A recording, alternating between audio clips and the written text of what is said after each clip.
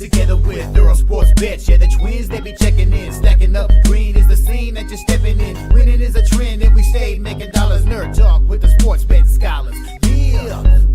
It's R.I.P. to the bookies. R.I.P. to the bookies.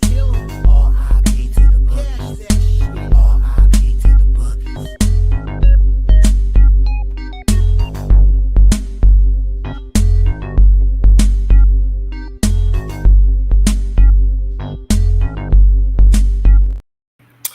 We are live. Welcome, guys, back to another edition of the Earle Sports Bet Show. I'm Timothy Earle. Nick will be here eventually. He texted me saying he's out and about. So we'll see whether or not he decides to show up today. No, I'm kidding. He will be here in a little bit. Before we jump into, because we do got a 11-game MLB card and 2 NBA playoff games and 4 NHL playoff games. Before I even recap anything yesterday, I'll quickly mention. I'll quickly mention. If you guys did not see it, a fan in Pittsburgh fell from the Roberto Clemente wall 21 feet down onto the field. Is in crucial condition. I figured I'd bring that up and say I hope him and his family are okay, and he makes a full recovery. But I figured. Baseball, or it's more than just a sport. So I just figure I bring up the human side of it so that people can see that too. I hope that fan is okay. Now, yesterday on the site, I do not believe was too pretty for us. It's just been kind of a rough little go at it. Granted, most of them were like big plus, decent sized plus monies. I could not be more wrong on that Reds doubleheader because I had the Reds run line both games. I believe they got blown out both games, so that wasn't fun. Astros going for the sweep. Decided, you know what? Nah, we're good just winning the series. They lose 7-4. Warriors had the opportunity to finish the series plus 4.5, and they get absolutely blown to smithereens. Timberwolves. Actually, we'll come back to that one because I want to celebrate that one a little bit. Marlins plus 2.5 was looking decent, and then there was whatever that last inning was. Let's see where it was looking good. It was actually tied. Oh, sorry, it was a 4-3 midway through the sixth, and then 4 runs, 1 run, 3 runs for the Dodgers made it a 12-3 game. The Marlins came back for 4 in the ninth, but that was not enough to cover the 2.5. We had the Mariners on the run line. That was a nice little winner. We ended up splitting out on the Orioles-Yankees game. I got the one that I'd rather get, which was the Orioles money line, minus 105. We lost the over 9.5, so be it. And you know what? Here's the deal. We're not celebrating the Minnesota Timberwolves. We're celebrating that the Los Angeles Lakers have been eliminated from the postseason. And that is absolutely beautiful. Love to see it. Goodbye, LeBron. Luka, come to Denver next year. You can actually win something. But either way, Timberwolves plus 6. I shouldn't have been a bitch. I should have just taken the money line because Timberwolves did take care of business. It ended up being a negative day on the site. Hopefully we could bounce back. Nick, welcome. Morning. Sorry, I was out and about running a couple things real quick. So, there with that. Recap for me. I had a slightly profitable day, actually. I was up half a unit. Let me get all this up real quick. I'm all out of everything right now. And I'm going to need a minute to get my MLB spreadsheet fully set up. I was at 0.52 We'll end up starting with the NBA games then. Perfect. I split out the NBA yesterday. I was on the opposite side for you completely, actually. I had the Rockets minus 3.5 and the Rockets team total over 103.5, which is as easy as it gets, but I was dead wrong on the Lakers. I thought the Lakers were a smash and grab yesterday. I had them first half and full game. So I split out in the NBA. It is what it is. NBA is not my strong suit. It never has been, never will be. MLB could have been better. Reds first 5 -1/2 for the first game. They don't even score a run in the first 5. I salvaged the Marlins yesterday. I lost the first 5, lost the full game. Which, looking back at last year, look at what the minus 300 fade has been this year and last year. It is night and day. Like last year was my most profitable angle. It was my auto bet that had a really strong ROI.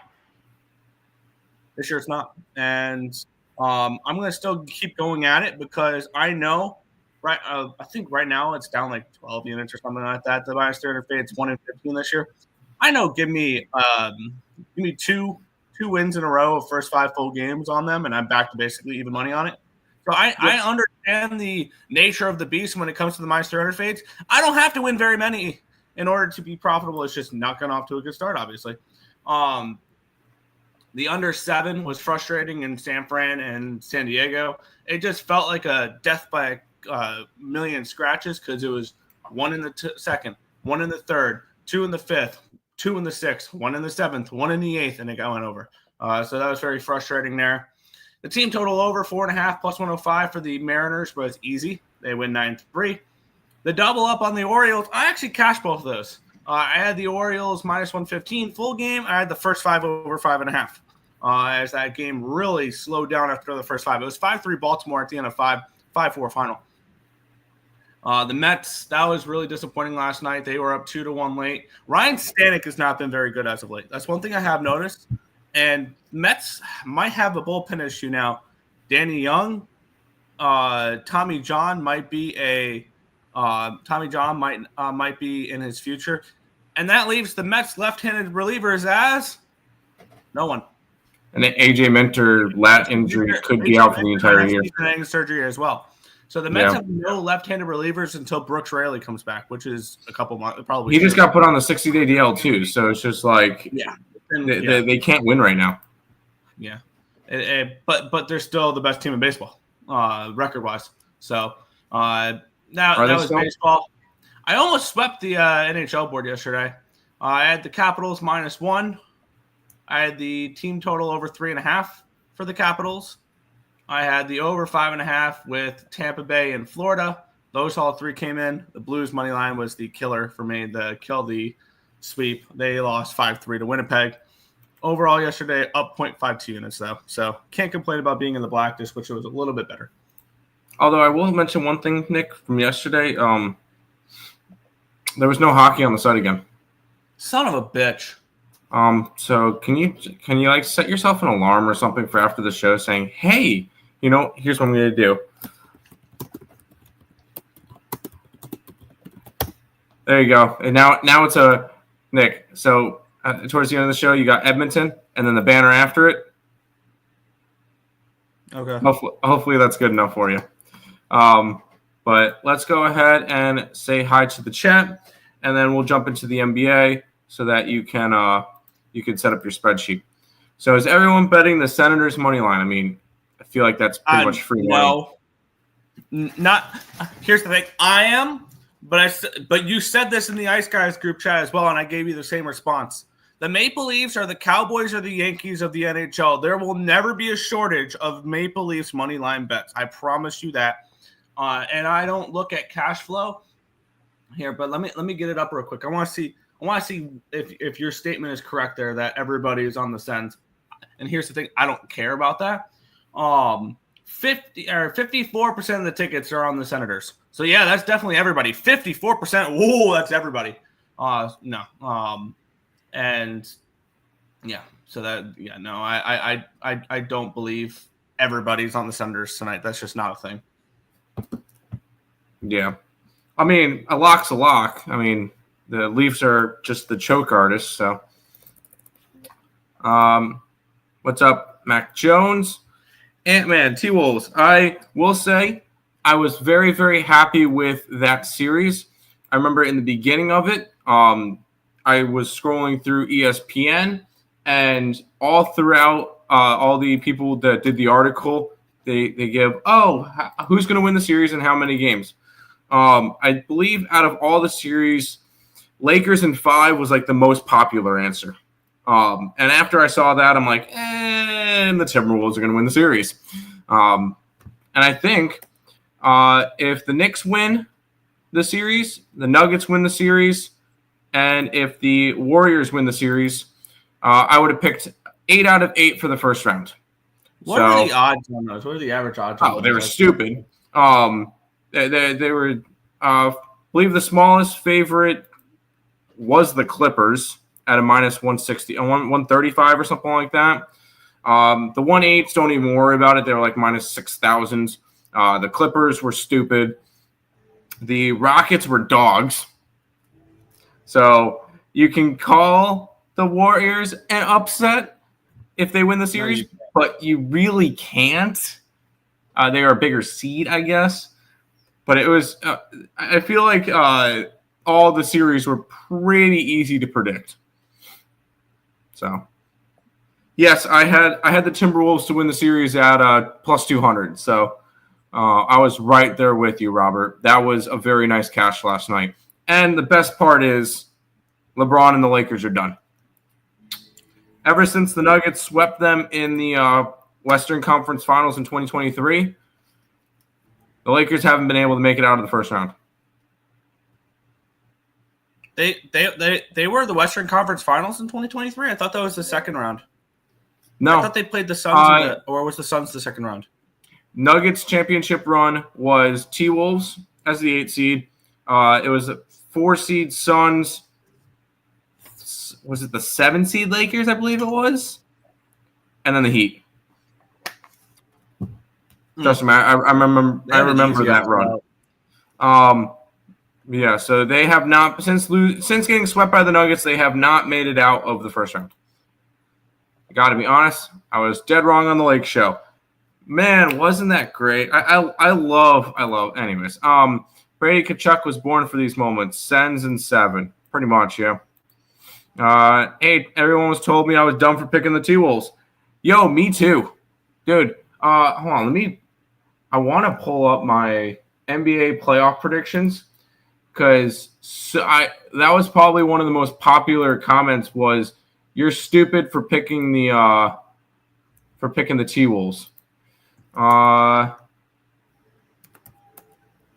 no, sorry. The people who had the T-Wolves comment deleted it. So shows that's kind of fun where people can't keep their opinions actually posted.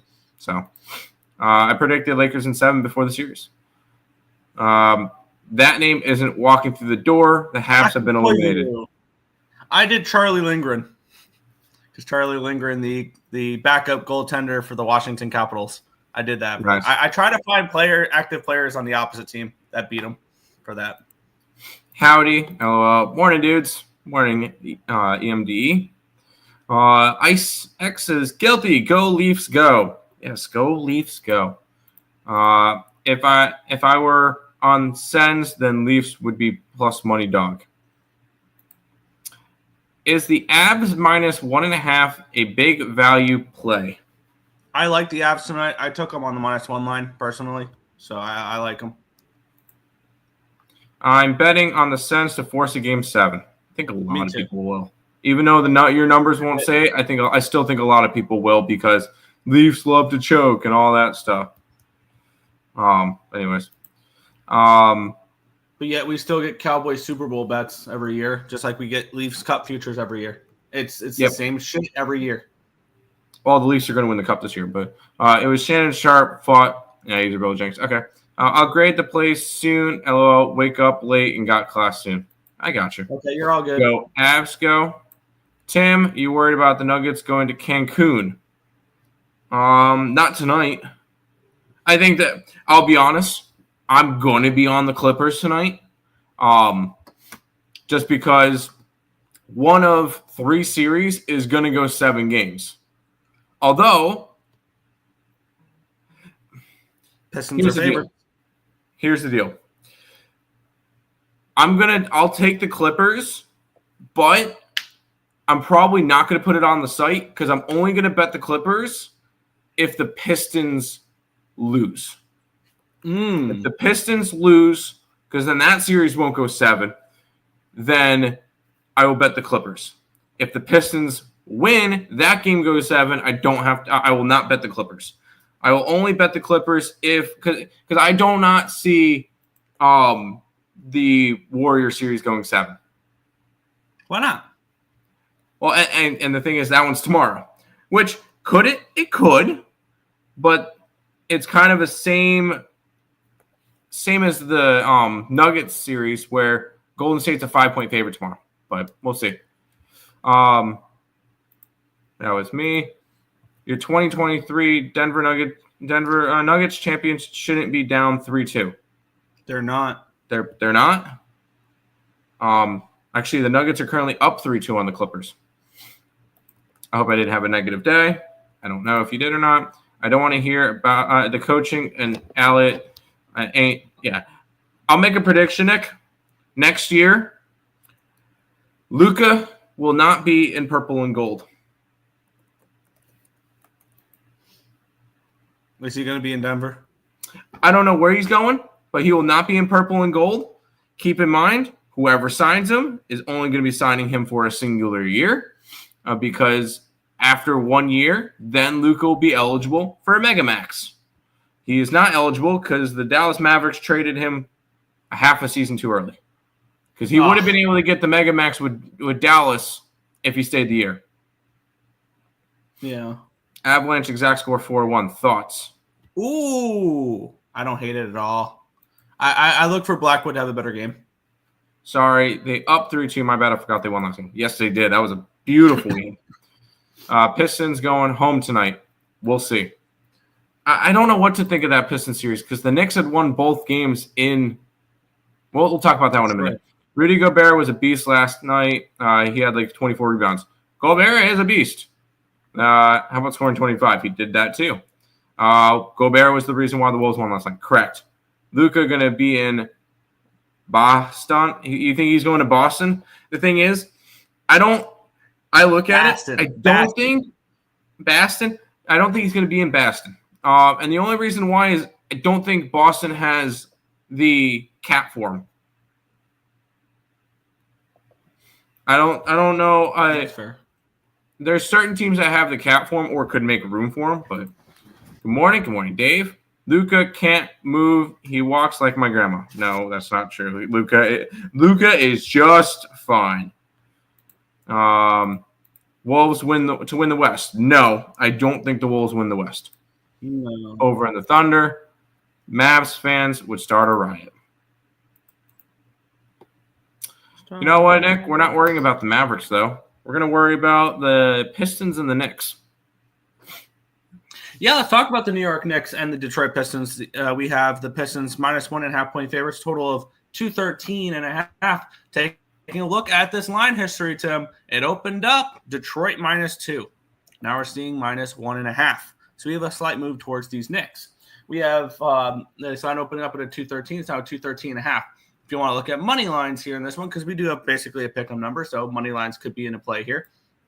It opened up at a 135, and it's now down to a 120. So we have a move towards New York to close out the series here in this one. 61% of the tickets and 83% of the cash is on New York. The line's moving towards them. That all checks out. 59% tickets, 54% of cash on the spread for the Knicks as well. 88 and 89 is on the over in this one as well. The Knicks have won both games in Boston, as you mentioned.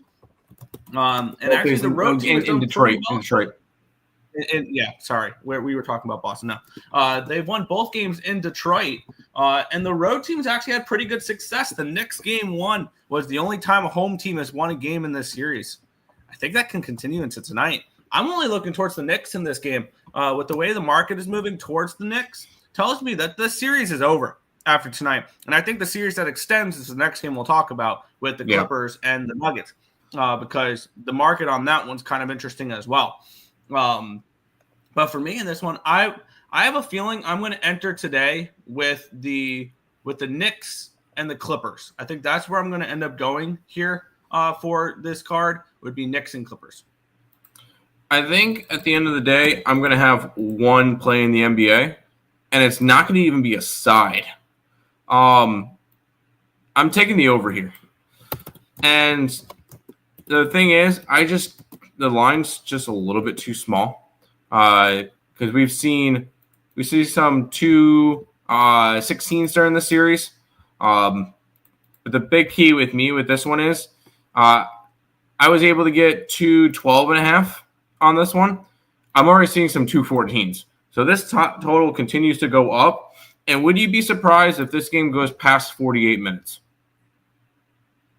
I would. I wouldn't be surprised if this game went to overtime. And with that, I think it's a close game down the stretch, and all of a sudden you got foul game. I think both teams could probably hit to the 110 mark each. I like the over in this game. I think you're going to see a good shooting performance from both sides. Fair. I would like to bet the Knicks in this spot. I would like to bet the Knicks in this game. And you can get plus 105 on the money line. I think it's been a nice season, Boston. Why do I keep saying Boston? We kept talking about Boston. It's been a nice season, Detroit. It ends tonight, though. I'm going to be on the Knicks at plus 105. Okay. I will be rooting for the Pistons.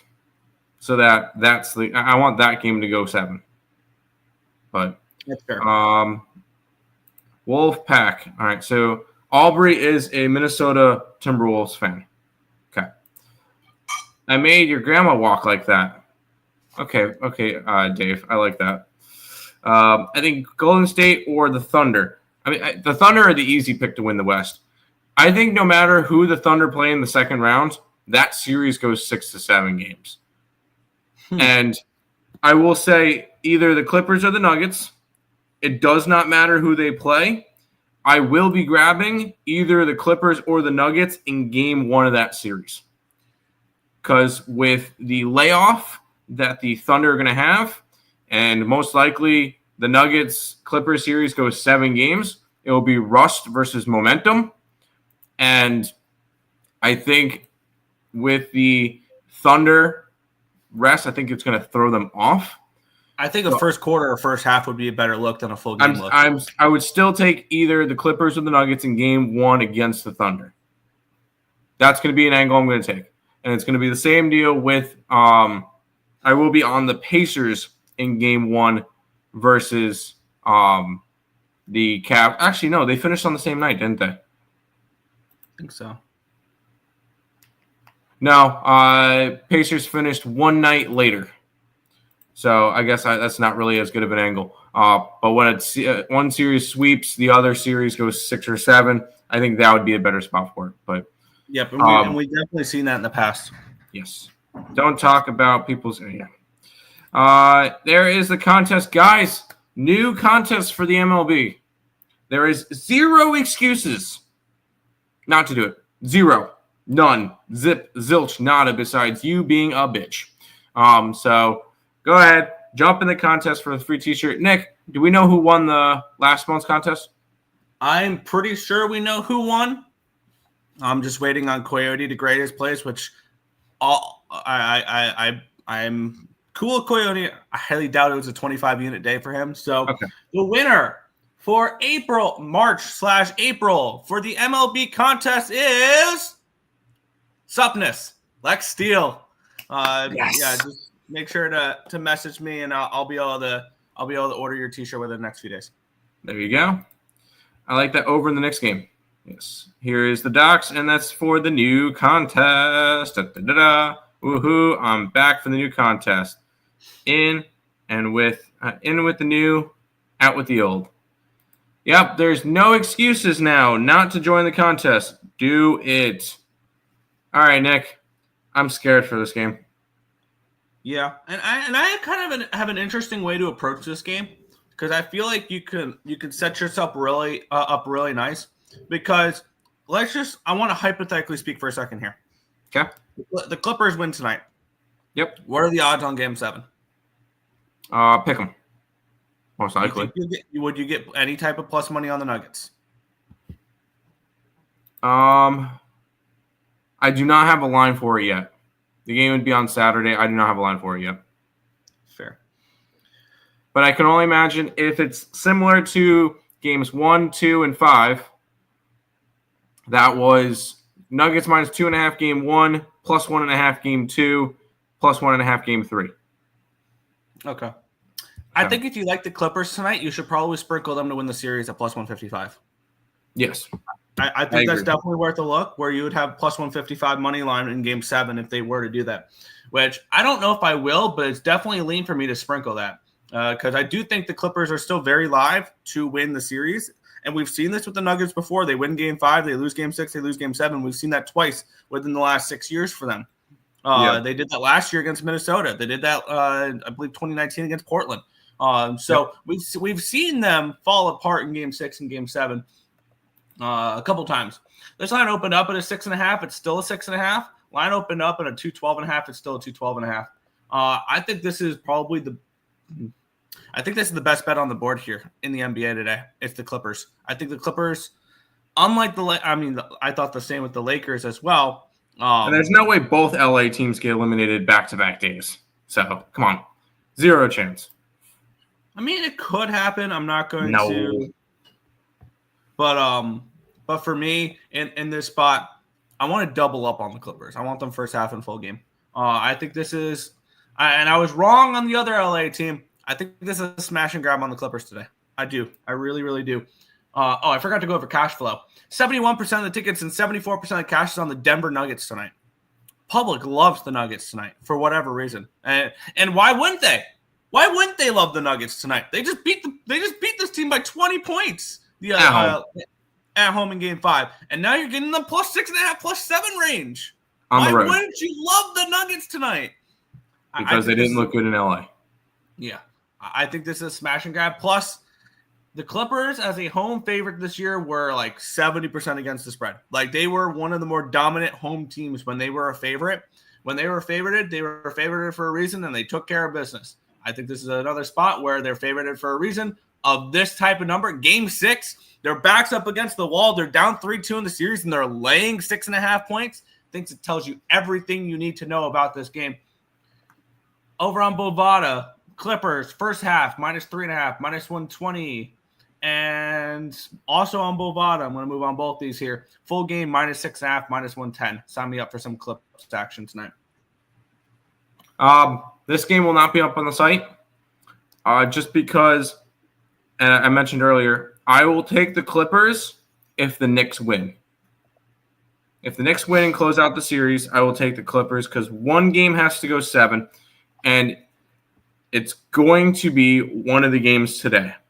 And the only reason why is it would be stupid to have the last first round series that's going on, because tomorrow the Warriors play. They're not going to have the Rockets win tomorrow and then have another like 2 days off and then the 7th game. Wouldn't they start some series though? Wouldn't Game 7 be happening like the same night as like Game 1 of another series? Exactly. So they don't want to do that. Why not? Actually, Game 7 would be on the same day that the Cleveland-Indiana series starts. I don't. They're not going to do that. At that point, they're just going to want to start the second round. So that's why I strongly believe the Warriors win tomorrow, and either Detroit or Denver is going to win today. Only one of them will. No, sorry. Either Detroit or LA is going to win this game, but win today. Only one of them is going to win today, though. Congrats, Supness, Clips, everyone on the Clips. No, apparently a lot of money is already on the Nuggets. I'm so happy Rebet wouldn't let me bet the Lakers to win the series yesterday. There you go. Who do the Wolves play next round? The winner of the Rockets and the Warriors. So probably the Warriors. Nick, it's Skeens Day. Yeah, and I've been pretty successful fading Paul Skeens, other than when I took the Dodger run line against him. That was the only time I've lost fading Skeens so far this year. Let's talk about it. Pittsburgh Pirates taking on the Chicago Cubs. The Pirates minus 135 favorites with a total of 7.5 in this game. And my pretty simple cap, and here's the thing that probably was the difference. You know the difference between fading Skeens against the Dodgers compared to all my other times fading Skeens? Is Skeens has been a favorite in most of those games. He was a significant dog in that one there, and he went into LA and he shoved. We have 63% of the tickets and 88% of the cash is actually on the Cubs in this game. So we have money coming in on the Cubs in this one. 84% tickets, 85% cash on the over as well. Taking a look at the line history here, which is finally up. This line opened up last night at 155. It's all the way down to a 122. So we have a pretty significant move towards the Cubs in this game. Line opened up 8 minus 115. It's now 7.5 juice towards the over at minus 125. Taking a look at the pitching matchup here, Colin Ray taking on Paul Skenes. We have Ray, 0.96 ERA, 1.07 whip, 9.16 strikeouts per nine, which is 25%, 1.45 walks per nine, a 3.15 BABIP, a 1.53 FIP, and a 3.09 Sierra. On the other side, we have Skenes with a 2.39 ERA, a 0.88 whip, 9.32 strikeouts per nine. Can you stop calling him Skenes? Yeah, no, sorry. No, I called him Skenens in the last one, not Skenes. Oh, my bad. 0.96 walks per nine, a 258 BABIP, but 1.75 FIP, and a 2.56 Sierra. He's been awesome. There's no sugarcoating that. He's a great pitcher. He's honestly, pound for pound, I think he is the most talented pitcher in baseball. I think the baton has been passed from DeGrom to Skeens when it comes to most talented pitcher in baseball. The bullpen advantage goes towards Pittsburgh. The Cubs, if only they had a bullpen, would be the best team in baseball, and I still would have them 2 or 3 right now. The hitting advantage going towards the Cubbies, though, 115 WRC plus, which is 7th, compared to 82, which is 27th.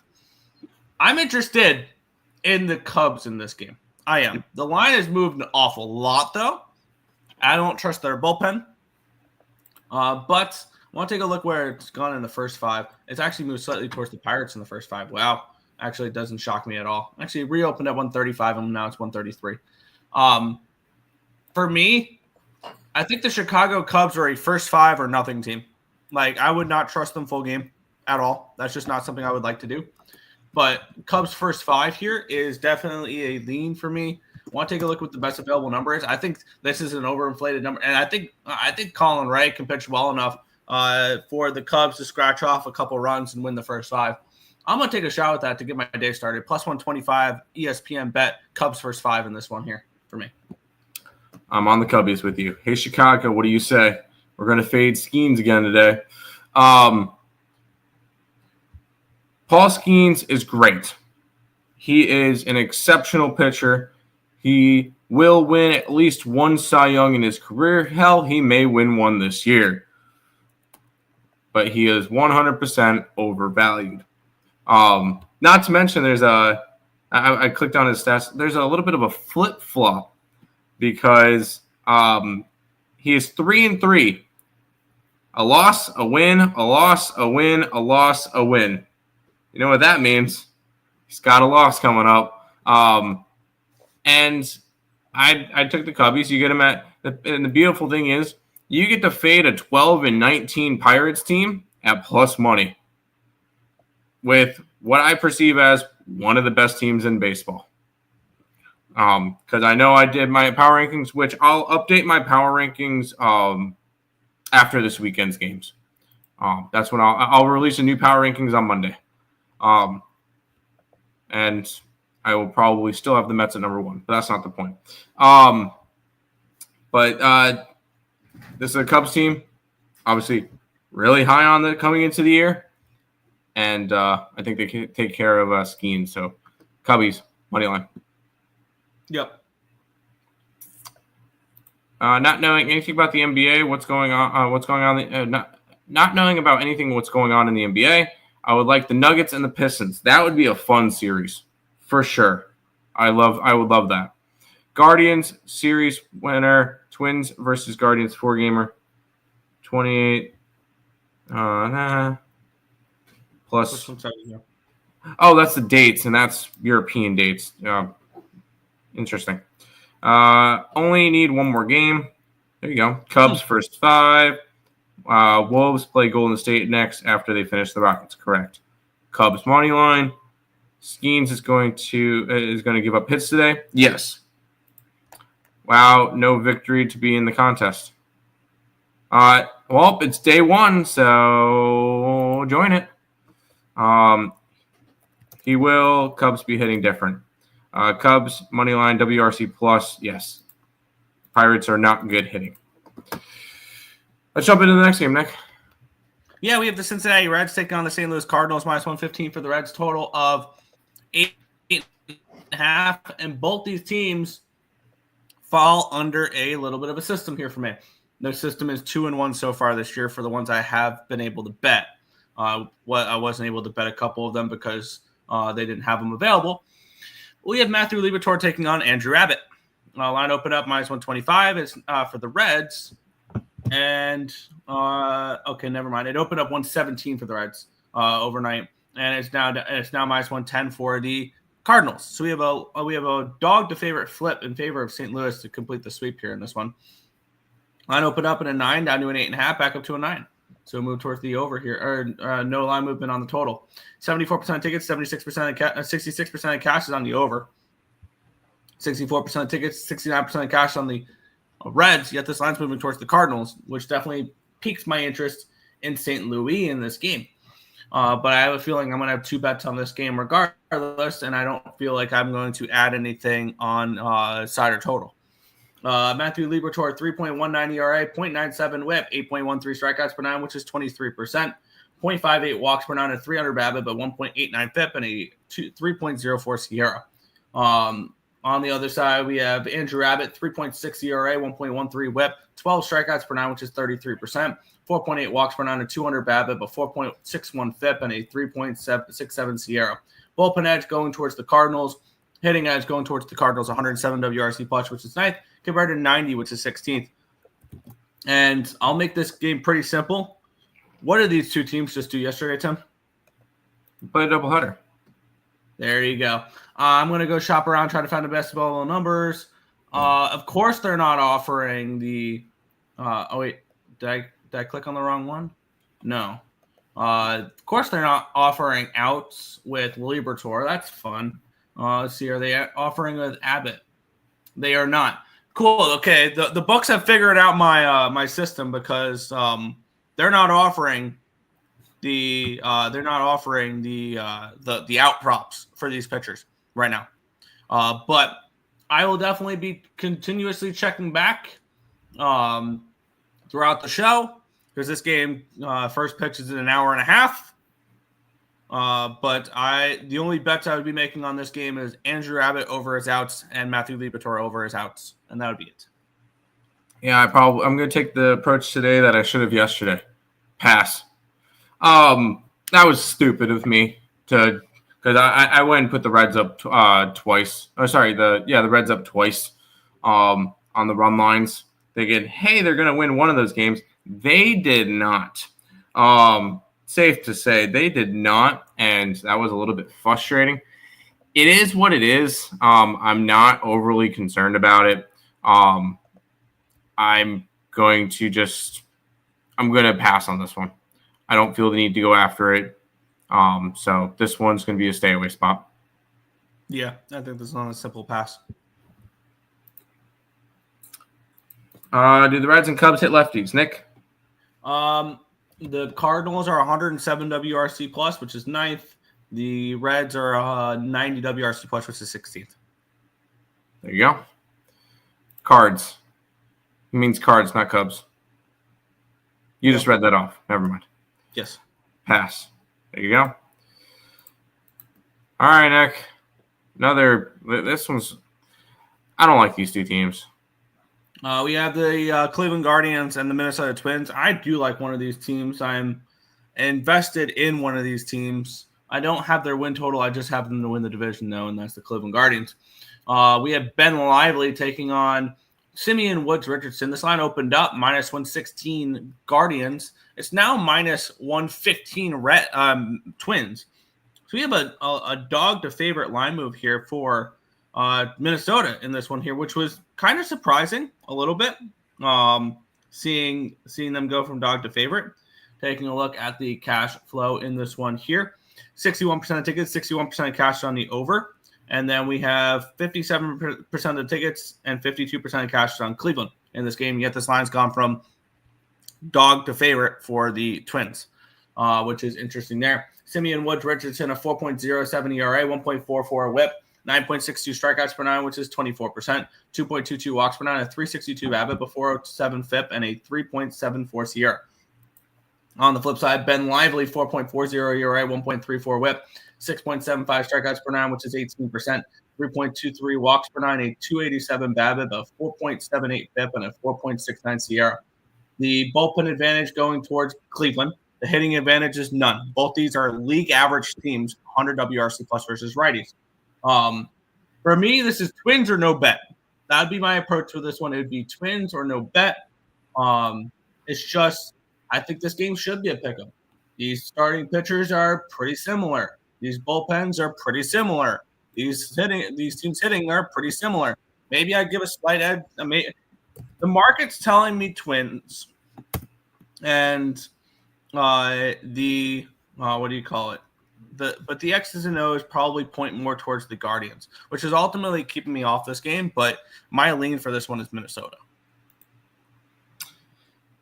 I will say, I mean, you know my kind of views on the AL Central.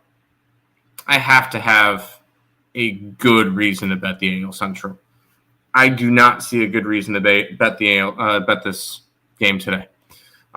Woods Richardson had a solid year. Well, not even a solid year. He 8 innings last year. He was a good innings eater last year. That's kind of all you need to ask from him as a 4 or 5 in this rotation. Lively's kind of the same deal. He's going to just eat innings.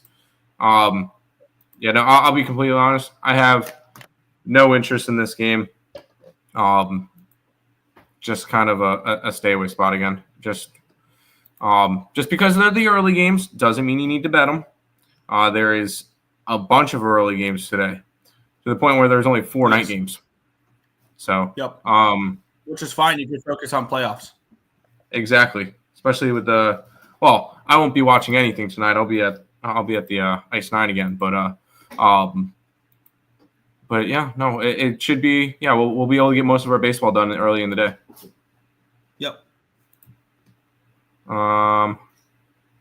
Indians, first 5 and regular money line. I'm so invested in this Indians team. Please. I hope you say Mets -1.5 today. Why? You know what? I'm going to take the Diamondbacks then. Markets don't like the Indians. Twins money line over in the over win total for the Indians. Yep. Central for the Indians. It looks beautiful. I like it. I like it a lot. See, I see Detroit winning it now, but I don't know. We'll see. Let's go to this game, Nick. Yeah, we have the Arizona Diamondbacks taking on the New York Mets. The Mets -165 favorites with a total of 8 in this game. The Mets kind of with that punt game yesterday. It was a bullpen game, Brazaban, and then they had Haggart or something like that, I believe it was. So line opened up at a 145. It got all the way up to a 165. It's now down to a -150. So we still have a 5-cent line movement towards the Mets, but there's been buyback. Yep. On Arizona. Line opened up at an 8, -115, down to a 7.5, back up to an 8, but it's been moved 10 cents towards the under in this one as well. Kodai Senga and Zach Gallen is your starting pitching matchup. 88% of tickets, 95% cash on the Mets. The line is moving towards the Mets, but the buyback is concerning. 97% of tickets, 96% cash on the over. The line's moving towards the under. There was buyback on the over when it hit 7.5, though. Zach Gallen, a 5.57 ERA, 1.39 whip, 9.74 strikeouts per nine, which is 24%, 4.18 walks per nine, a 287 BABIP, a 4.41 FIP, and a 4.12 SIERA. On the flip side, Kodai Senga has been awesome. A 1.26 ERA, 1.05 whip, 7.85 strikeouts per nine, which is 23%, 2.83 walks per nine, a 267 BABIP, a 284 FIP, and a 3.89 SIERA. Now, is he going to continue pitching to a sub-2 all year long? No. Number one, that's extremely difficult to do. Number two, his advanced metrics don't support that. His advanced metrics say he should be pitching in the threes. So do I see a little bit of regression coming for Kodai Senga? Of course I do. Is it against the Diamondbacks? Maybe. The Diamondbacks do hit righties pretty well, 122 WRC plus, which is 4th compared to 104, which is 15th. But the market is screaming that both these pitchers kind of pitch well in this spot. I do lean under in this game if I am betting anything in this spot. But is this one I'm going to get involved with? No. But it would be under a no bet here for me, I think. And as for the side, probably the Mets do win this game, but I think minus 150, minus 155 is a tad steep. I will say, other than I'm kind of looking at Mr. Zach Gallen's numbers versus the Mets. He has a 3.77 ERA in 7 starts. Granted. So that was through 31 innings. He's allowed 13 earned runs. 6 of them came in his last start against them, which was at the end of last year. Oh, sorry, the end of 2023, which I really could not care less about. Gallen's got good numbers versus the Mets. I think he'll be able to slow down the Mets. I think Kodai Senga has a solid start as well. Plus, you get an early game. And early games end up tending towards the under. And I'm going to be on there with you. I think this is going to be a low-scoring game. Like kind of similar to that 4-3 game yesterday. I feel like that's what we can kind of get here. It is a lean towards Arizona, just because I do like Gallen. I think Gallen's a very solid pitcher. And he will have a better end to the year. And the main reason why I say that, it's a contract year. He's going to be a free agent next year. So I think he has a big second half to kind of boost that up. And I think Gallen's another one of those pitchers that moved his arm slot. So he's got a little bit to figure out with that. Once he does, I think this is really good. I think he's going to be really, really good again this year. So taking the under for this one. Yeah, I think my main concern with the under is the Mets just went through a bullpen game yesterday, which I want to take a look at. Which kind of pushed me towards Kodai Senga. Actually. Over outs.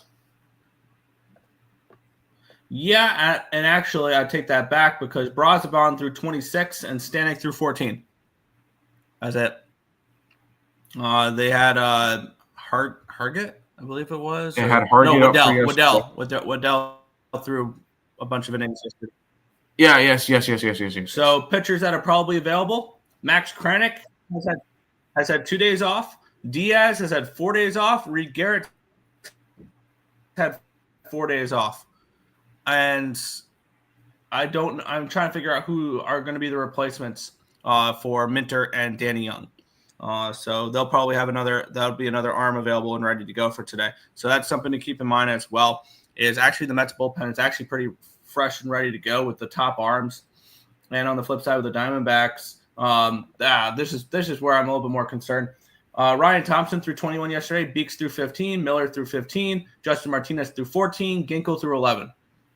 They used everybody in their bullpen yesterday for that game to secure that win, which I think is a little bit concerning if you are somebody who wants to back the Diamondbacks today.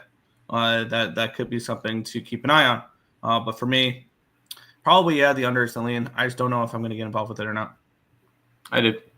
Under 8 minus 110. Fair. Mets is winning team right now. Mets are a winning team right now. They're playing very well. I'm happy with it. Over 8 gallons a pitching machine. Then why do you say over? Oh, he's a pitching machine. Never mind. No, I think he's going to be a lot better. Gallen has not pitched well. He has not pitched well, which is why I really like him. D-backs money line and the over 8 parlay. I could not disagree with you more. Never mind. I kind of like the Mets. I stay off now for good. I mean, could the Mets easily win this game 3-1? Yes. The Mets could easily win this game 3-1.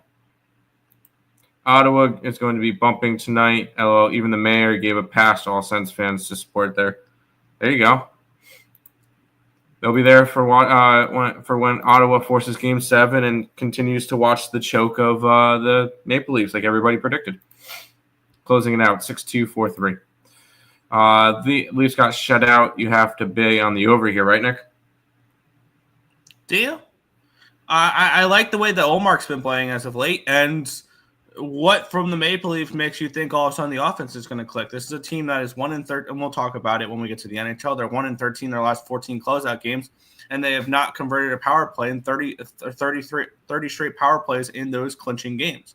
So the problem is not like the Leafs defensively at the moment. It's really on 4 players, and we'll talk about this when we get to that game. It's on Tavares, it's on Matthews, it's on Nylander, it's on Marner. That's who it's on tonight. Those are your big guns that you pay a lot of money. Those are the ones who have to show up tonight. Yep. I know it's not puck time. Yeah, we got you. Sens are forcing a Game 7. Isn't it wasn't the over a system play where you back and over when a team gets shut out? I haven't bet that system play since the Four Nations. I stopped it during the Four Nations break, and that was the last time I did it. Because honestly, I forgot totally about it during that 3-week break, and I never got back on it, and it was not as good actually in the second half, so it was fun. Let's go to this one. Yeah, we have the Tampa Bay Rays taking on the Kansas City Royals. We have the Rays minus 160 total of 8 in this game. Let's take a look at the line history of this one, where you have Seth Lugo versus the Wizard of Oz. Line opened up at a 142. It's now 164. Line opened up at an 8 at minus 105. It's now 8 at minus 111. Daytime game in Tampa. It's an over probably. 79% tickets, 73% cash on the over. 70% tickets and 64% cash on the Rays. The line is moving towards the Rays. The line is moving towards the over in this one here, suggesting Seth Lugo could be a little vulnerable in this game. Let's take a look at the pitching matchup here. In this one, we have Seth Lugo, 3.08 ERA, 1.08 WHIP, 6.87 strikeouts per nine, which is 20%. 2.84 walks per nine, a 230 BABIP, a 4.63 FIP, and a 4.29 Sierra. On the flip side, Shane Baz has been really good, a 2.45 ERA, 1.99 WHIP, 11.02 strikeouts per nine, which is 32%. 2.76 walks per nine, a 266 BABIP, a 308 FIP, and a 2.9 Sierra. Bullpen advantage going towards the Rays. Hitting advantage going towards the Rays. 118 WRC plus, which is 6th, compared to 74, which is 29th. I think this is a strong spot for the Rays to avoid the sweep in this one here. My numbers have Lugo struggling in this game, which I can absolutely see. And and I am a big fan of Shane Baz. That is one pitcher where I have a feeling if I update my rotation, Shane Baz could be Nick Martinez's replacement. Potentially. I'm not saying he is, but he could be. And I think I'm going to move on both the -1 and the team total over here. I think that Tampa Bay gets to Lugo in this game. Lugo coming off of that absolutely dominating game against the Astros as well. So maybe a little bit of a letdown there. 165, 135 is the money line run line. So -113 would be the -1 line. I'm going to double up on Tampa Bay in this game. I actually really like them in this spot. Rays -1, -113. Rays team total over 4.5 at +110. I'm going to be on both those there for this game here. We'll head back to the chat, and then we will move on to the next game. You're all good. I wasn't. Yeah, you're all good. You're all good. Rays run line, like it. Oh, nice. The Rays versus Yankees series is up next. Definitely loving them Yanks. All right, tomorrow. Is this a getaway day? Yeah, it is getaway day. It is a getaway day.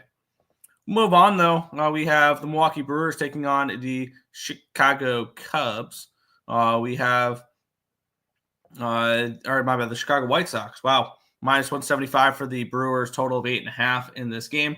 Taking back myself out. I don't like there we go. I don't like it full screen. It gets blurry. Taking a look at the line history here between Chad Patrick and Sean Burke. Line opened up 165. It's now 175 for the Brew Crew. Line opened up at an 8 at -120. It's now 8.5 -115. So move towards the over here as well as a move towards the Brewers, suggesting that Sean Burke might be a little bit vulnerable in this game. 90% tickets, 96% of cash is on the Brewers. The line's moving that way. And 90% tickets, 86% of cash is on the over, suggesting that, okay, probably Sean Burke gets hit and the public likes that. Let's take a look at the pitching matchup here, where we have Chad Patrick, a 2.45 ERA, 1.32 WHIP, 7.71 strikeouts per nine, which is 21%, 3.86 walks per nine, a 290 BABIP, a 4.17 FIP, and a 4.58 SIERA.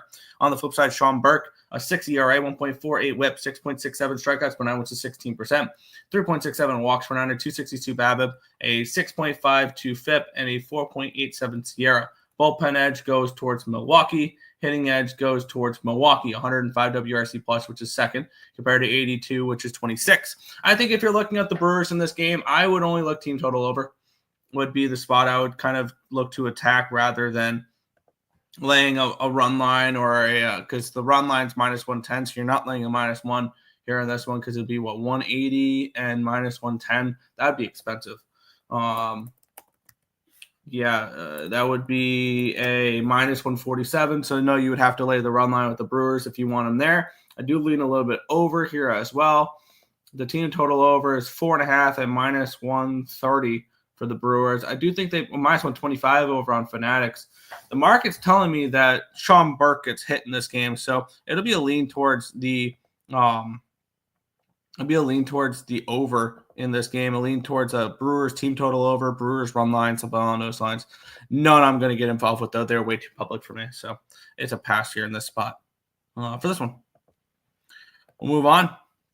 We have the Texas Rangers and the Oakland Athletics. We have the Rangers -135 favorites with a total of 9 in this game. Let's take a look at the line history in this one here. If I can find it, there we go. Jeffrey Springs and Tyler Mahle, two pitchers that have been pretty decent this year. Line opened up on a 155. It's down to a 135. Line opened up at a 9 at -105. Got down to an 8.5, but it's come back up to a 9, and it's moved slightly towards the over in this one here between two pitchers that have actually been pretty decent. This actually, Jeffrey Springs has not been as good. That's one thing my bad. 85% tickets, 86% of cash on the Rangers, yet the line's plummeted. And then 82% tickets and 82% of cash on the over, suggesting that Oakland probably gets to Mahle here a little bit. Springs, 6.04 ERA, 1.62 WHIP, 8.58 strikeouts per nine, which is 20%, 5.08 walks per nine, and 298 BABIP, a 5.16 FIP, and a 4.82 SIERA. On the flip side, Tyler Mahle, 1.14 ERA, 0.98 WHIP. He's been awesome this year. 7.39 strikeouts per nine, which is 21%. 3.69 walks per nine, a 217 BABIP, a 2.67 FIP, but a 4.34 SIERA. I do expect negative regression coming from Mr. Mahle. Both these bullpens have not been bad. The bullpen edge does go towards Texas. The hitting edge goes towards Athletics, 107 WRC plus, which is 11th, compared to 91, which is 15th. I'm leaning towards maybe an Oakland team total over in this game, is the way I'm kind of looking at this spot for me. And I would like to take a look at what that number is, because I do believe Tyler Mahle is going to negatively regress. I do think that this is something to keep an eye on. I don't think he's going to continue to throw to a 1 ERA this year. And I think he's somebody who is potentially a decent bet against candidate going forward. So unfortunately, the books have kind of caught up to that as well. The team total over for the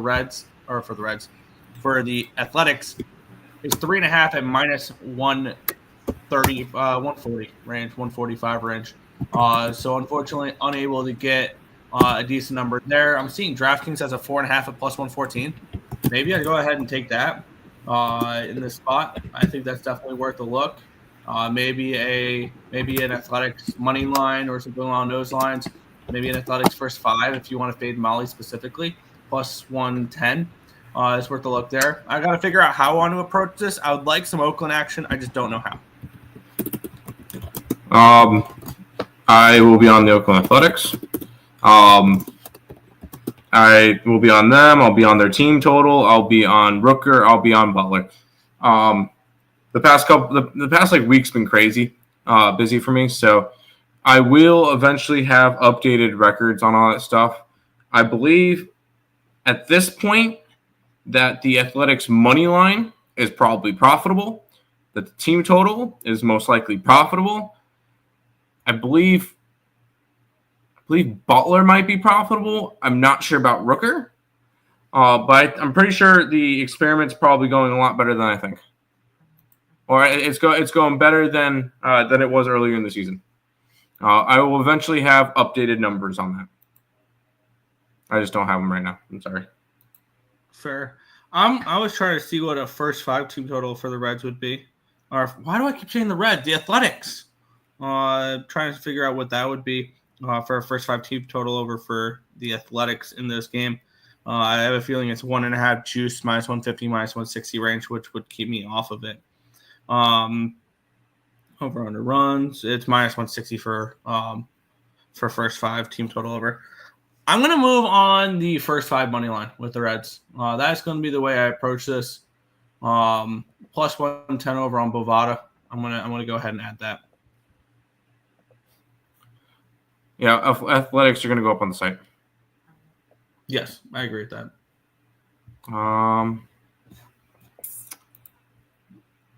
Gotcha. Rays minus 1.5. I will say Rays under. I like the under in the Rays game. That's out of the 2 games that you talked about. We're into this comment, by the way. Okay. Out of the couple of games that I missed, Dad called me, so I answered. Okay. I took the under in the Rays game. I don't know how you feel about the under in the Rays game. I'm on the Rays team total over 4.5, and I'm on the Rays on the minus 1 line. I like the under just because I like those pitchers. Not to mention, hey Nick, you think Lugo's regressed and everything? He's made 6 starts. Do you want to take a guess on how many have gone over that one total? One of his starts has gone over the total. That's why I kind of look at it and went, I kind of like the under. And that one start was against Baltimore. I think that A's just way too low. I don't know. A's money line, yes. We're going to go ahead and load up the A's money line up on the site. Next game. Yep. Which, let me click on it. Is the Philadelphia Phillies taking on the Washington Nationals. We have the Phillies minus 170 favorites. Total of 10 in this game. For this matchup, we get to have Taijuan Walker going up against the Brad Lord, for the Washington Nationals. This line opened up at a 173. It's now a 172 for the Phillies, so it's been a 1 cent line movement towards our Lord there, Brad. Line opened up 9.5 at minus 104. It's now 10, so we do move towards the over, suggesting that both these pitchers are vulnerable in this game. 83% of tickets and 87% of cash is on the over. The line moving towards it makes sense. And we have 89% tickets, 95% of cash is on the Phillies in this one as well. Brad Lord has not looked particularly great. 4.67 ERA, 1.73 whip, 6.75 strikeouts per nine, which is 17%. 4.67 walks per nine, a 370 BABIP, a 406 FIP, and a 4.89 SIERA. On the flip side, Taijuan Walker, 2.78 ERA, 1.37 whip, 7.94 strikeouts per nine, which is 20%. 3.97 walks per nine, a 288 BABIP, a 407 FIP, and a 4.41 SIERA. So he's throwing to a 2.78 ERA, but yet he has a SIERA in the 4, a FIP in the SIERA in the 4s, which tells me he's getting very lucky. The bullpen edge does go towards Philly, but they both kind of suck. And the hitting edge actually goes towards the Nationals, 104 WRC plus, which is 16th versus lefties, compared to the Phillies, 101, which is 17th. I think that the Nationals could be a little bit live in this game. And I would like to find a way to back Washington. I think the way I'm going to do that is a team total over, because I am projecting for negative regression on Taijuan Walker, and I think the best way to do that is taking the team total over for the Washington Nationals, which is a 4.5 at plus 105. I also kind of like the full game over because I still don't trust this Nationals bullpen. I think Brad Lord can get hit because he has been getting hit. And I think this is a spot where we get the full game over and we get a team total over here. I think that's the way to go for this game here. And I can get 9.5 minus 125 for a 9. I'm going to do that instead of taking the 10 at minus 105 over on BetMGM. So I'm going to take the 9.5 minus 125 for the full game over, and I'm going to take the Washington Nationals team total over 4.5 at plus 105. I'm going to be taking the Nationals money line here. I want to see. I mean, I do think we're going to see regression from Taijuan Walker, and I think it comes soon because I don't think he's this good. Washington looked night and day in their series against the Mets. They looked really well. I don't want to say that. I can't really say that the Nationals looked great in the Mets series because they had 2 come from behind walk-off wins. Realistically, the Mets could have swept that series. Should have swept that series. I'm just high on this Nationals team. Unfortunately, they're now 5 games under 500. And they're not how far back for a wild card spot? 4.5 games back already for a wild card spot. So they're just not a team that I think I might have been a year too early. I think I might have been a year too early on this Nationals team. I don't care. Give me the Natties to not get swept here. Plus 154 money on. Fair. Rays -1, minus 115. Brandon Lau over 1.5, over an RBI.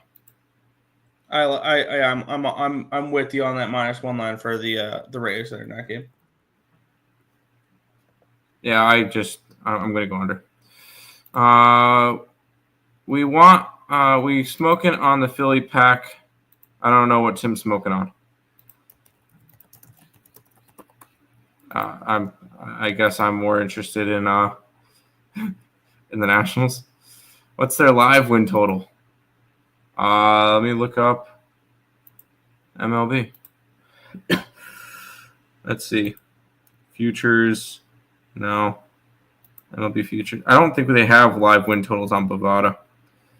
They don't. No live win totals. They have them on Bet365. Give me a minute. Okay. Nationals, maybe that's good luck. I wish. This is a Nationals team that is very young. I thought that their hitting would be a little bit better to start the year, to be honest. Their pitching has been solid. But let's keep on rolling, Nick. This game's a pick'em. Yeah. Give me 2 seconds. Washington Nationals win total 70.5. 70.5. Let's move on here. The Toronto Blue Jays pick'em total of 8.5 here against the Boston Red Sox. We have total 8.5 in this game. Tanner Houck and Jose Barrios. I have not been impressed by Tanner Houck by any stretch of the imagination this year. No, I opened up at a -111 for Toronto. It's now -106. So we do have a move towards these Boston Red Sox. I opened up at an 8.5 -115. It's now 8.5 -118. Slight move towards the over. 90% tickets, 91% of cash on the over, 82% tickets, and 70% of cash on the Red Sox. So that all makes sense if the line's moving that way. Tanner Houck, I do expect better from. By better, I think mid-4s. That's the type of pitcher I'm expecting from Tanner Houck. Not 7.58 ERA, 1.69 whip. 7.28 strikeouts per 9, which is 18%, 3.64 walks per 9, a 356 BABIP, a 5.51 FIP, and a 4.32 SIERA. Barrios, 4.24 ERA, 1.41 whip, 7.41 strikeouts per 9, which is 19%, 3.97 walks per 9, a 284 BABIP, a 505 FIP, and a 4.54 SIERA. The bullpen edge goes towards the Blue Jays. The hitting edge goes towards the Red Sox, 112 WRC plus, which is 8th, compared to 81, which is 28th. It's a game I've got nothing on in this spot. I mean, I don't trust Houck, but the market is suggesting that the Red Sox are probably the play. They are a little bit public for me, though, so that's probably enough to keep for me to stay off. But, yeah, for me, it's not what I'm going to get involved with personally. I would lean towards probably the Red Sox, but not confident whatsoever. I don't blame you. Red Sox coming off of an ugly game yesterday that they blew a big lead. They were up 6-0 at one point yesterday, and they lost 7-6 in 10 innings. If that shows me anything, I think this is a bounce back game. The only thing is, I have a very tough time wanting to back Houck, especially how bad he's pitched this year. I just don't want to be. I don't want anything to do with him.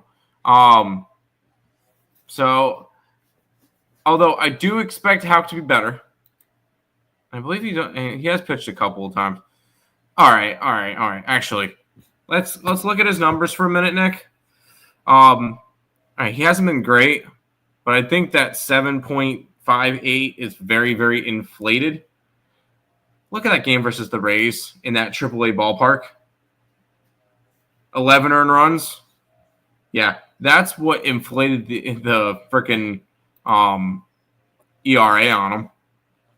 I think he's going to be fine, but it's not a game I want to see him back at first because he's had 3 starts out of the 6 that he's got that he allowed at least 4 runs. So I want to see him pitch better before I bet him. Fair. Red Sox. These teams are always playing each other. They play each other 19 times a year. Boston first 5, Boston money line. It's Boston Red Sox or nothing. Let's keep rolling. Yeah, we have the Detroit Tigers taking on the LA Angels. We have the Tigers minus 115 favorites with a total of 8.5 in this one here. We have this line opening up. Tigers minus. Oh, nope. It was. Where's this? It opened up Tigers minus 117. And it's now Tigers minus 123. So we do have a move towards the Tigers. Line opened up 8.5 even money.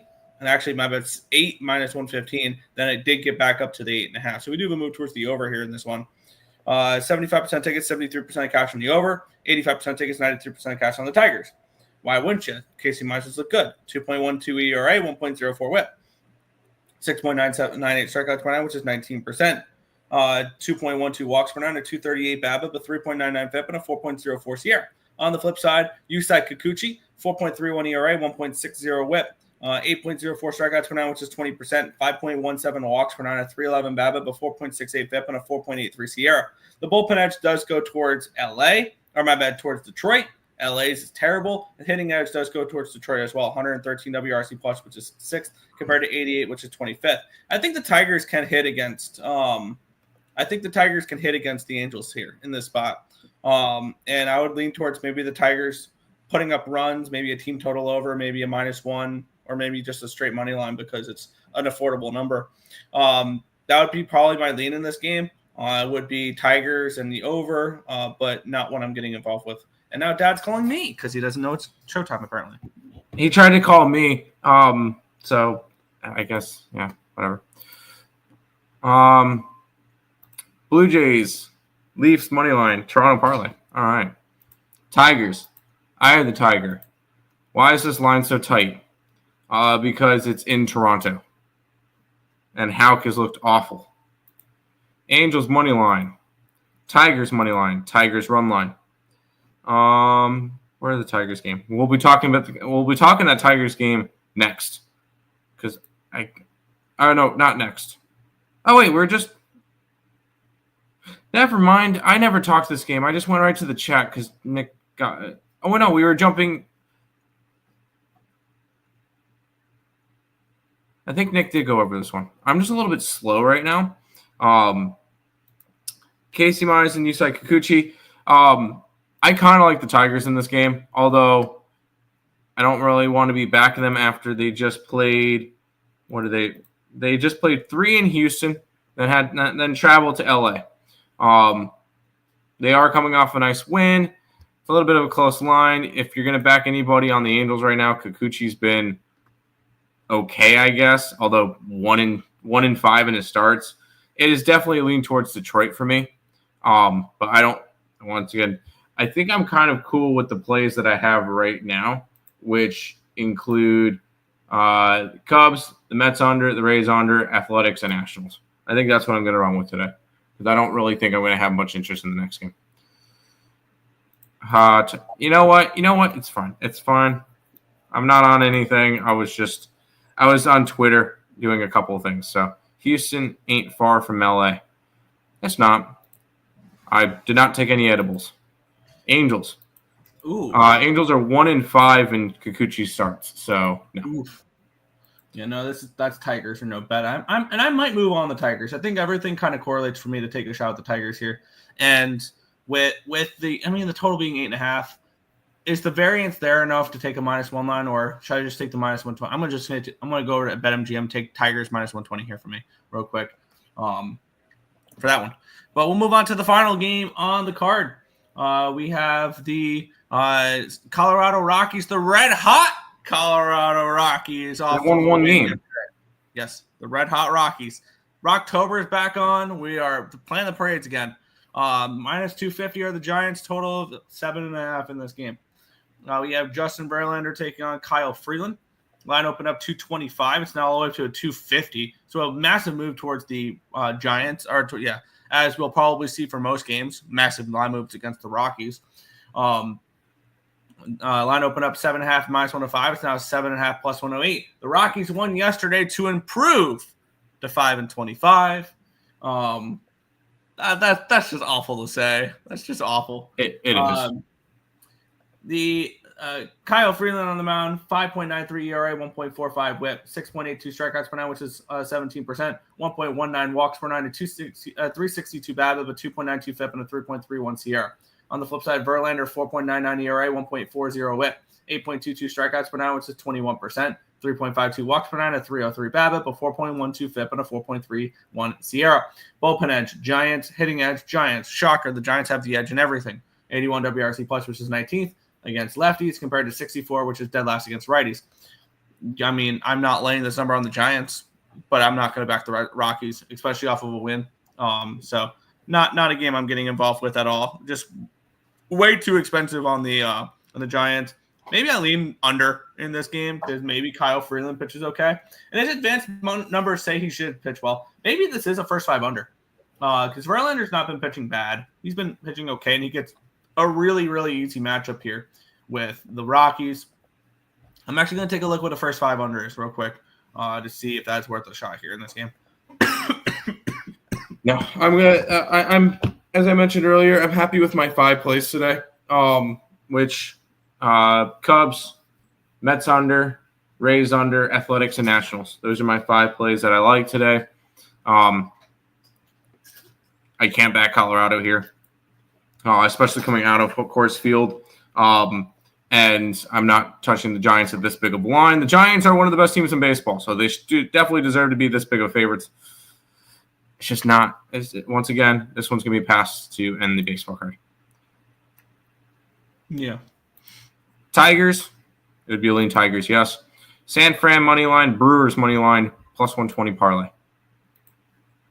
What do the Brewers got? Oh, the White Sox. All right, Nick. I'll introduce the games. I'll put the plays up on the site for you today, so you do not forget. Okay. Start off with the series that will go 7 because the Leafs don't know how to close. Ottawa's -120, 5.5. I'll go put the Senators up on the site for you. Yeah, absolutely. Go put the Senators up. I'm fine with that. Money line in this spot. I got -115 for them. 115 for them last night. The momentum is all in Ottawa's favor at the moment. We're back in Ottawa for Game 6, and looking at this, this is they have to prove it to me first before I will stop doing this. When it matters the most, the Leafs shrink, and we've seen this since 2018.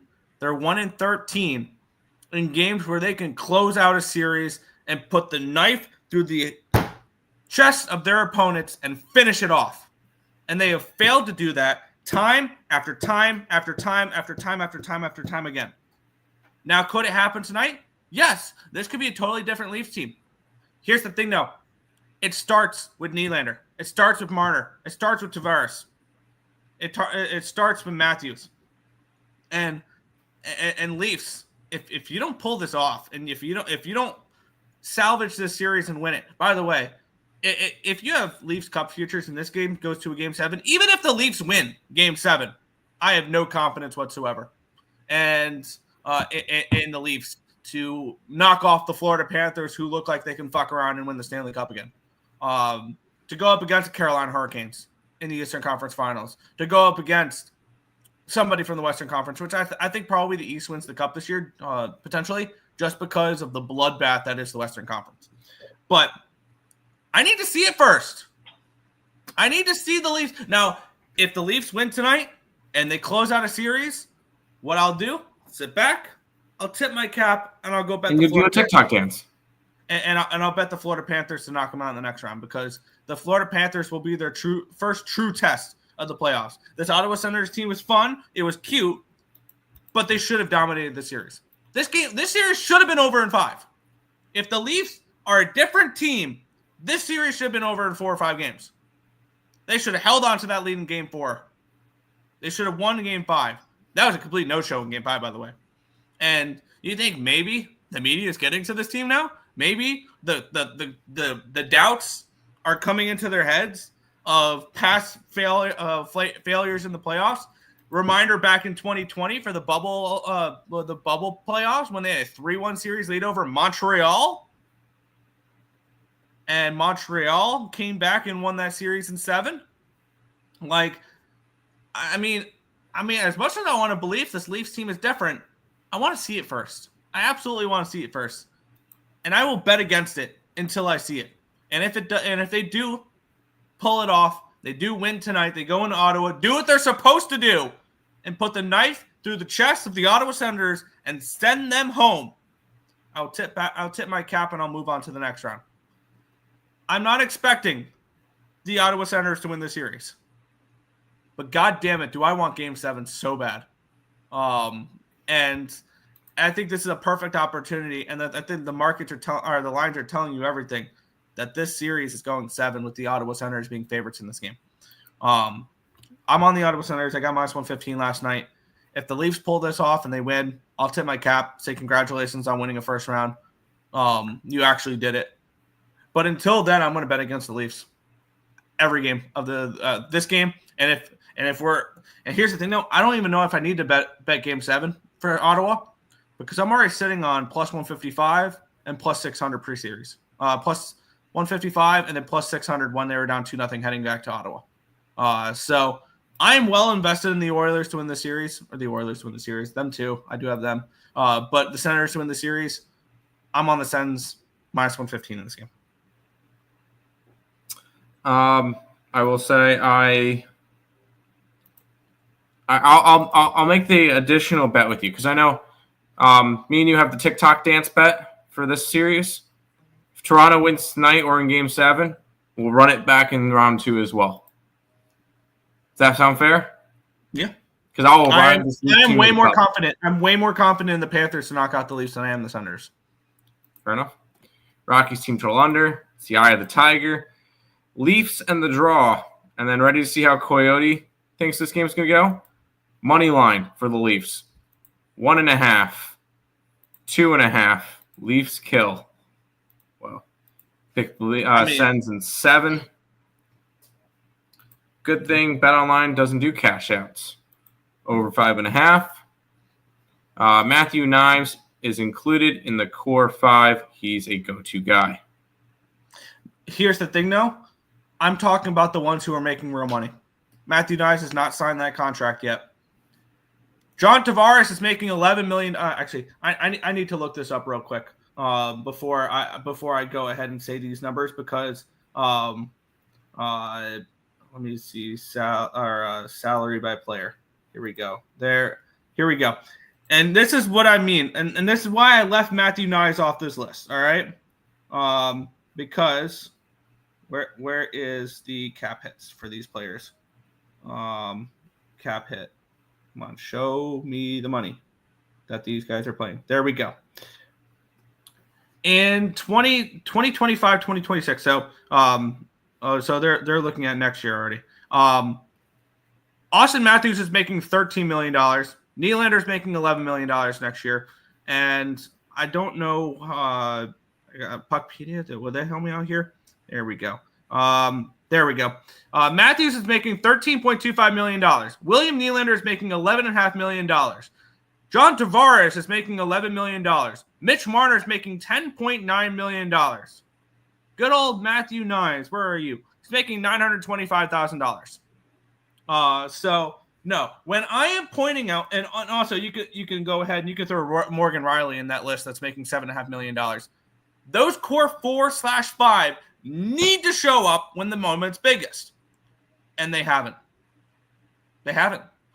That core 4, you know how many? That core 4 between Matthews, Marner, Nylander, Tavares. You know how many power play goals they have in clinching games? None. Not Zero. a goddamn one. None. When the moment's biggest. So I need to see it first from the Toronto. But yeah, Matthew Nyes will eventually be part of that core when Marner and Tavares fucks off in the offseason. And then the Leafs will be in a better spot. Mitch Marner, future Buffalo Sabre. I have no confidence of Leafs winning Game 7 in front of their home. Mm-hmm. Wow. That says a lot when you don't trust a team to win at home. Oh, no.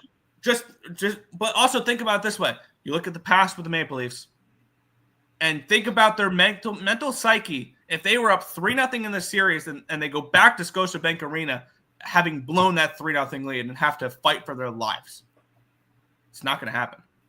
Yeah. I'm actually betting the money line. I guess he's solely stealing this game 3-1. Brady Tkachuk goal. He's actually a killer. He's got actual killer instinct. Dylan Cousins. Of course, you picked he had a shorty last game. Yes, you did. I saw the replay. Funny part is that the last time the Leafs went to the second round, it was against the Cats. Deja vu. And they lost in 5 points.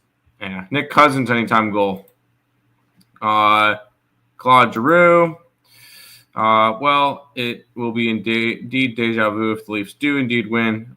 Anyway, go Leafs, win in OT. Go Leafs. 0 killer instinct for the Leafs. Berube can go on the ice for the Leafs. Domi closes this game out. My old Coyote. Matthew Knives is going to get paid. He's a stud. He's just not paid yet. Yes. No way that guy just said that LL Knives won't ever touch that kind of money. I think Knives' cap, his ceiling is probably $10 million a year, and that is with the salary cap going up, though. True, because the salary cap is going to go up. Yes. We also got to keep that in mind. I think the Leafs will be in a much better spot when they're not paying Tavares $11 million a year. That would definitely help, yeah. Just imagine Leafs versus ex-Boston goalie Omark, since now he is in playoff Bruins form. Oh, yeah, people forgot Omark won a Vezina. Yeah. What's up, Nathan? Man, I want to enter the contest today, but I'm not home to easily send my picks. Well, it's actually quite easy because the link's in the chat. You can do it on your phone. You can do it on your phone. What? Ready? Here, I'll even help you. Ready? Hold on 1 second. Let's go to YouTube because I'm going to do it off my phone. And Nick, you're just going to ignore this one because I already put in my place. So, let's go ahead and get the live chat up. I'm going to put me full screen. I'm going to take his name off here. I'm going to take the banner off so you can easily see it. Oh, I got an ad. Cool. So, Coyote was nice enough to put the link in the chat for us. Let's look at this. Click. Hold on. Oh, it pulls it up for May 1st. So we'll go ahead and put my name as Nick is a bitch. We'll put the Mets money line. I think they're 160. And it doesn't matter because this is not. This is just going to be a. Nick's not going to count this one. So no. See, put the name, put the play in with the juice, and you press submit. Press submit. Boom, boom, it's done. And I did it on my phone. Wow. Okay, cool. Nobody has any excuses because you all have a computer or a phone. If you don't have one of those, I don't know how you're watching. So there you go.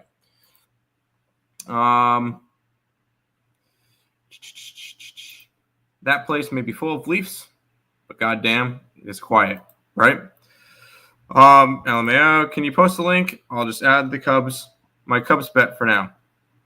And you can submit multiple. Right you can submit you can submit multiple entries with different plays. I've had plenty of people do that where I've seen Coyote add plays as the night goes along. I've seen Robert do the same thing. I've seen other people do the same thing as well. Don't worry, I got it. I just wanted to make sure because I know a lot of people are a little when it comes to it. So from your phone, I'm just going to submit multiple entries. Fine. That's fine. That's fine. Perfect. No way you could do it. Yeah, right? The name. You're allowed to do it multiple times. I'm submitting using decimal odds, though, because the conversion will take too long to do it on mobile. Decimal odds are way better anyways. Nick, you know what? I will help you out with this one, Nick. I will grade all of his stuff with the decimal odds because I've had to use decimal odds before for Counter-Strike, especially when it was Europe stuff. So I will grade victories as long as he puts something in and we got another person to join the contest. I will do that. I'm out. See you, Coyote. Nick, I know where you're going in this one, so I'll just go ahead and put them up. Yep. We have the Minnesota Wild and the Vegas Golden Knights. We have the Minnesota Wild looked in force game 7. And here's the spoiler. I have 3 game 7s coming out of tonight's games. And I have 1 line of handshakes after tonight. And I'm on the Wild to force game 7 in this one here. The Wild have been, I want to say, and I know people will disagree with me because they'll just look at the basic stats like the Vegas Golden Knights lead the series 3-2. The Wild have been the better team in the series. The Vegas Golden Knights wins were overtime,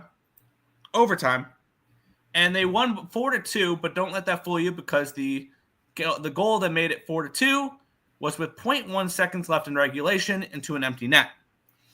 So take out empty nets. The Vegas Golden Knights have won all 3 of their games by 1 goal. Both of the Wild's wins have been dominating. They've taken care of business in this series, and I think that backs up against their wall, backs up against the wall in Minnesota for Game 6. They take care of business and they force a Game 7. And I said this heading into the series: if you continue to give me a plus price tag next to the Minnesota Wild name, I'm going to bet them every single game, and I will be on them Game 7 as well if they force it. And I do think they do force a Game 7 after tonight. I like the Minnesota Wild here at this number. I just couldn't pass up a plus 165 or not 165. That's minus 165. A plus 140 on the Minnesota Wild. I just couldn't do it. And I believe that the Wild are able to tie up the series and head back to Vegas. And like they say, anything can happen in Game 7. There you go. I knew you were going to do that, so the Wild's are already up on the site. Wild money line and regulation, alternate puck line.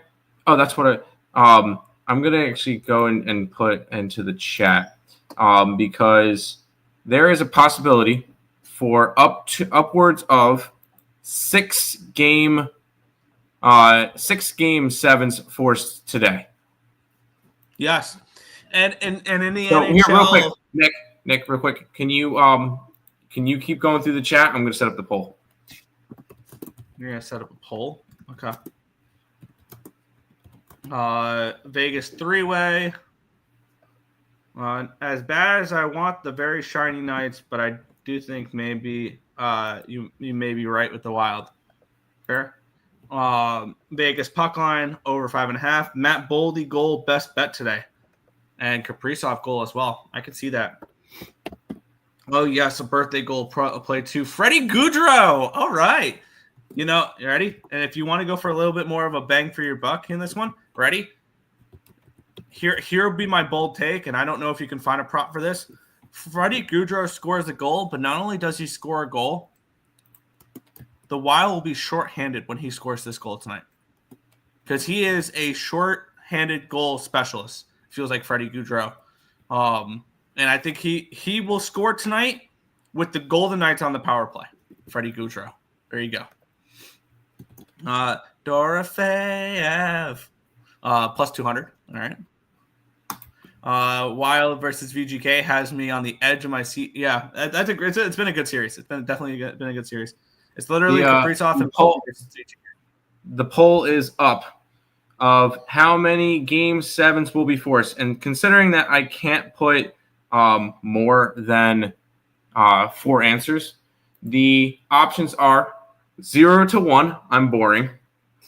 2 to 3, fun. 4 to 5, chaos. All 6, give me the madness. Fair. That's a good way to go at it. And we'll finish and I'll announce the results of the poll after these last 2 games. You ready for a third game set? You ready for a third game 7? Because you got the Dallas Stars heading to Ball Arena to play the Colorado Avalanche. Avalanche minus 190. 6 is your total, I believe. This one's the most likely out of all the games. Actually, no, sorry. The Clippers series is the most likely to go to a game 7. But this one's number 2. Yeah. And I took the Colorado Avalanche last night on the minus 1.9 at minus 114 in this spot here. And I can see overtime in this spot as well, potentially. So that's why I did the minus 1 instead of a puck line, is because I could see a spot that the Avalanche win this game in overtime potentially. But you're going to be able to cut the tension in Colorado over the next few days with a knife, because the Avalanche and the Nuggets are going 7 games in their series, and you're going to see that you're going to see that place on edge for the next few days with both their teams heading into game 7. I think Colorado is the better team in the series, and I've said this the whole time, and I get it. It's very similar to the Minnesota Wild. It's like, how is this team the better team in the series? They're down 3-2. You look at the games they've won compared to the games they've lost. Dallas won game 5 pretty convincingly. That's one thing I will say. But previous to that, they were both overtime wins that the Colorado Avalanche should have easily won.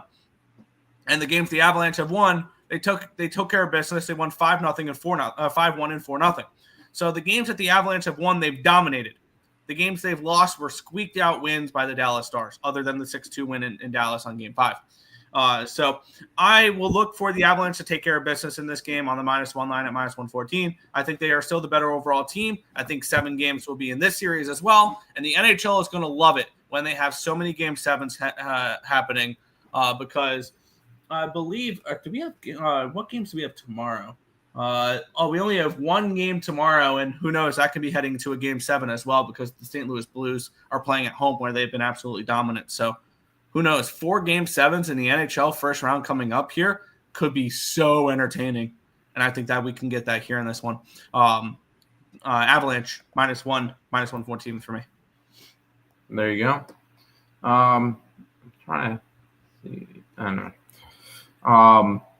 I'm going to put the Avalanche up on the site for you. Are you able to go to the chat real quick? Yep. Please and thank you. Let's see. Draw in the Avs. Fair. Avalanche team total over 3.5, and the money line minus 190. I'm paying the tax to the fair. Your response has been recorded. Happy you filthy animals. I bet I blow up my account today for doing this. What do you mean you blow up your account for doing this? That sounds stupid. You have a good day? Sure, you can have a good day. I like the Clips pick 'em at that Clips pick. You're laying 6.5, but yeah, I like it as well. It's just a contest for a T-shirt. Yeah. Oops, I didn't account for the 2 Denver teams, but they're good. One is a fave and one is a dog, which is great. One extends the series, one ends it. Win. Huh. That would be great. That would be a fantastic night. Give me a Denver parlay and we're great. I would be ecstatic. Yeah. Never mind. It's life or death in here. Yes. No, it's absolutely life or death. If you win the contest, you get to live. Unfortunately, all of you are going to have to die. I'm just kidding. Ever wonder why 4469 on the chat anymore? Yeah. Well, that's why enter you the never contest. entered the contest. Yeah. Is Martin H just going to score? That could be a fun goal prop. Got to think the NHL will be pushing for more Game 7s as well. Yeah. Especially with the way this year has gone, with the way the Four Nations went down and everything like that, which was so successful. And you have new hockey fans after the Four Nations and everything like that. How exciting would it be that you have a lot of parity, I think, in the playoffs this year, and you get a ton of Game 7s where these teams are so evenly matched, and we see Game 7s in about half the series, if not more. Wyatt Johnson goal, Avs over 6. All right. I do think we have one pair of handshakes at the end of the night, Tim. Yeah, and unfortunately, this is. Man, I thought this was the year that the Kings would finally be able to defeat their boogeyman. And it's just not going to happen. The Oilers will end up moving on. Oilers minus 170. 6 is your total in this one. Go for it. Now, what I could have done for this game was not bet anything, because I've already got 1.25 units, or actually it would be 1.45 units, because they're minus 120 for the series, pre-series, and I grabbed them at plus 375 down 2-0 in the series. And I could have just sat back, relaxed, and rooted for the Oilers and rooted for my futures and things like that. I want to get paid. I want to get paid more, and I think that happens in this spot. I think this is a smash for the Oilers. I know a lot of people love the Kings heading into the series, and they very well could force a Game 7. I'm not saying that the Oilers have already won this game and that the Kings are done and everything like that. You should. But the momentum's all gone for the Kings. They won the first 2 games of the series in LA. They look really good. They dominated the play, and all of a sudden they go to Edmonton. They forget how to play hockey. Jim Hiller's an idiot who can't manage his minutes for his team and play all 4 lines, because I believe the other night one of their forwards that played 2 minutes in Game 5 moved up, and he did good. He played more minutes. He played 4.5. How the hell do you play, guys, for 4.5 minutes in a playoff hockey game unless they're hurt? I would love to know that, because you're wondering why the LA Kings have run out of gas in this series. It's because their top 4 defensemen are playing 30-plus minutes a game in regulation. That's no. And their top forwards are playing 25, 30 minutes a game. Like, not 30 minutes, but like 20 to 25 minutes a game. You can't do that. You can't play 9 forwards and 4 defensemen in a playoff game, in a playoff series, expect to be successful. You need to be able to trust your 4th line. You need to be able to trust your 3rd line defenseman. And I get it. The Kings sometimes can't. But you can't completely cut him out of the lineup. And we've seen Hiller do that not once, but twice this series. And I think that's totally ruined the morale of the locker room, the momentum of this Kings team. And the Oilers have got them in the palm of their hands, ready to finish them off, ready to stick it. And we've seen this before. The Oilers have gone through way worse. They were down, what was it? They were down 3-2 against the Vancouver Canucks last year in the the second round, and they came back and won the series. They were down 3-0 against the Florida Panthers in the Stanley Cup and forced a Game 7. I mean, when you look at this Oilers team, they've been through a lot worse than losing 2 games on the road to start a series. And that's why and lastly, they have the best 2 players in hockey on their team. Connor McDavid and Leon Draisaitl. Yep. Leon Draisaitl is probably going to win the MVP this year, and Connor McDavid is the best player in the world. You give me the best 2 players in the world who are going to win a Stanley Cup in their career. Who knows if it's this year or not, but they're going to win a Stanley Cup eventually. Maybe it's in Edmonton. Maybe it's not in Edmonton. Who knows? And we have a Kings team that is just disheveled. All the momentum's gone. They've lost 3 in a row. They lost home ice advantage. This was the best team at home all season long in the NHL. And they lost Game 5. And they were dominated. From start to finish, they were dominated. They've lost their legs. I think the Oilers come in here, finish them off, win something along the lines of 5-1. I think this is a blowout. I don't think this is close. I think the Oilers do what the Kings couldn't do, with the lead late in game 3, a lead game in game 4, where they never had the ability to take their foot and step on the throat of their opponent. I think the Oilers are able to do that here in this spot. I'm on the Oilers on the -1 line at even money. I got the Oilers -120 to win the series pre-series. I got them +375 after game 3. So I'm looking for a massive score here with the Oilers tonight, which will really, really help these playoffs, which have not gone off to a good start series-wise for me, having already lost the Lightning futures and I've already lost the Canadiens first-round prop. And probably still going to lose the Senators as well, and things like that. But I'm on the Oilers on the -1 line here. Yeah, it's the series is over. So there you go. And I put puck line +152 up for you. We'll roll. Wouldn't shock me. Oh, and here's the thing, ready? If you like the Oilers, that's one last thing. I'm going to look up the price when you go over and recap everything. But I'm going to look up when you go to the chat. I want to look up the price for something here because I do like a bet in this game that I might actually pull the trigger on that I haven't yet in any of the games, but I think it's a good prop for tonight.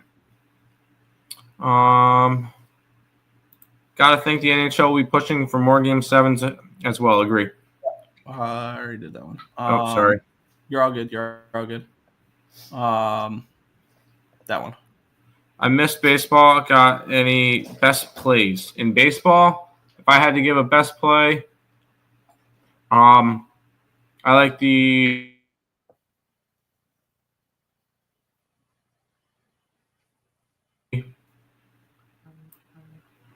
Kings are pathetic. By the way, I couldn't find anything on FanDuel regarding a specific goal shorty. There was a shorty prop, yes or no, in the regular season, as far as I recall, but nothing. Mm-hmm. Oilers puck line, Oilers super puck line, might as well. Leafs, Wild, Avs, Oilers over 6. Oilers puck line, Draisaitl over goals over. Oh, sorry. Goal and over points. Gotcha. Ready to stick him in. Shaq Hyman goal. Zach Hyman. The Oilers clip. We don't have an Oilers clip. Avs Oilers money line parlay. I like that. Think of how much money you would have saved if you didn't bet hockey at all this season.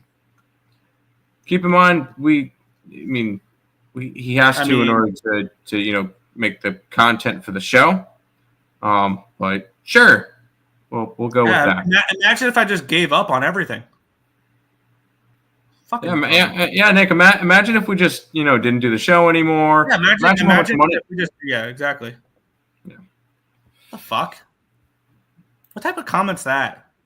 It's a very similar comment to somebody else who would comment a bunch. I truly believe 4-4-6 is a victory. Yeah, we'll go from stop this fade to stop that fade to stop betting in general. Like what the fuck? Anyone has a 6 mixed sport parlay? How about both Denver teams? See, that's more of me wanting to see the Nuggets win. I was gonna go Avalanche, Oilers, Clippers, and that would probably be it. Because and Tampa Bay Rays. But that is all the games for today. It was a nice short hour and 48 minute live stream. We'll be back again tomorrow with another day. So hopefully we can get some winners. I'm just here for reaction content. That's great. We'll see you guys tomorrow. I don't have a